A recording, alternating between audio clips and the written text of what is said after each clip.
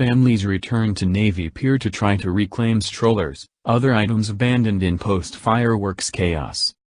The woman was among dozens of people on Friday searching for lost items at Navy Pier in the aftermath of a chaotic end to Chicago's annual fireworks show.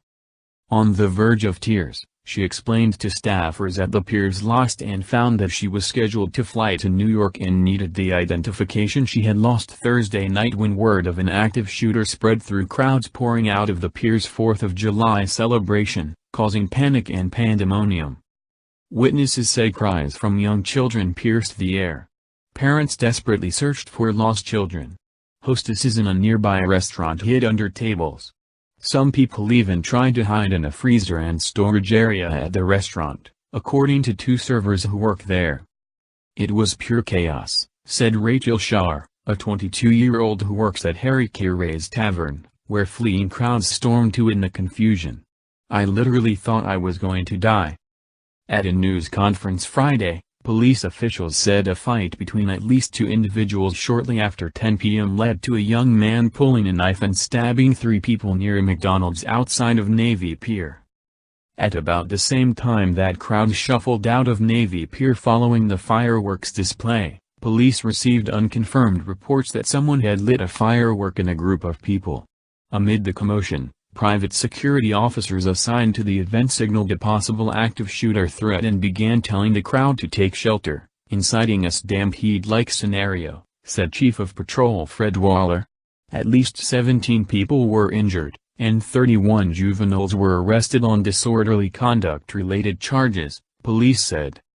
"I was there personally, and I can tell you things were very chaotic," Waller told reporters. "In the end, there was never an active shooter, and no one was shot." Police Superintendent Eddie Johnson was reluctant to criticize the private security guards for apparently sparking the chaotic scene, saying, "We want to err on the side of caution." He said he planned to talk with them. Johnson said police had the proper resources and protocols in place when the incident unfolded Thursday night. "Everyone who entered Navy Pier had gone through security," he noted. "Of course, we cannot control someone popping a firecracker off in a large group of people," he told reporters. "That's something that we simply can't control. But what we know is we always have to have the proper communication." The fight that led to the stabbing broke out among a group of males after some of them flashed gang signs around 10:10 p.m. in the 600 block of East Grand Avenue, police said. A 14-year-old boy was stabbed in the arm and rib, and another 14-year-old boy was stabbed in the armpit. They were both taken to Lurie Children's Hospital, where they were stabilized.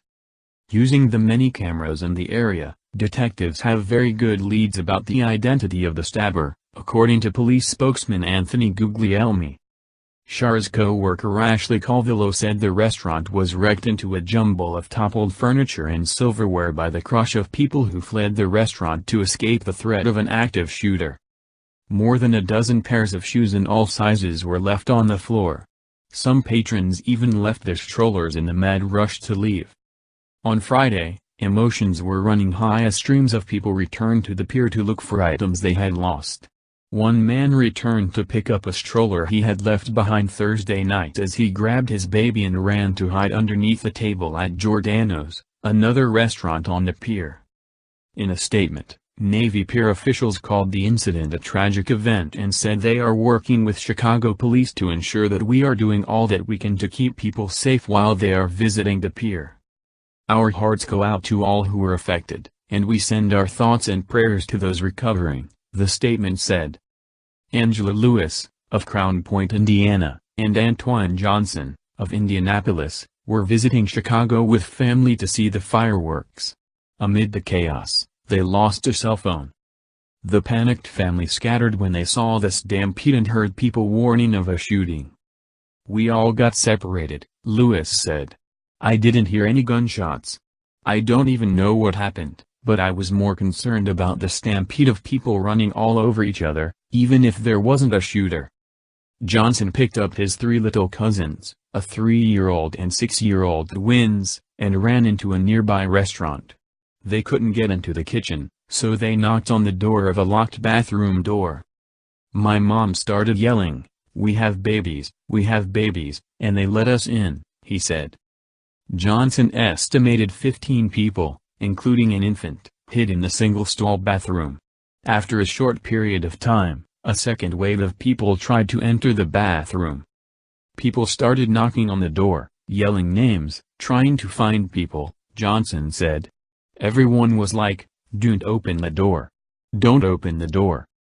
Lewis said she felt safe entering Navy Pier on the 4th because of the tight security. All bags were checked on entry and guests scanned with a metal detector wand. But after the incident, she said, she won't return for crowded events like the fireworks show or Taste of Chicago. "We thought, nothing's ever happened here," Lewis said as she looked Friday for the cell phone. "Even though we knew there'd be a lot of people, we thought it would be okay." Richard and Demetra Lowe, from Tulsa, Oklahoma, were visiting Chicago with their daughter, Carly. The family ate dinner at Harry Caray's and had just left when a roaring crowd began running toward them from behind. "We were trying to run," Carly said. "We finally figured out that it was probably just mass hysteria." Despite the previous night's violence, they returned to Navy Pier on Friday morning to ride the said dog boat.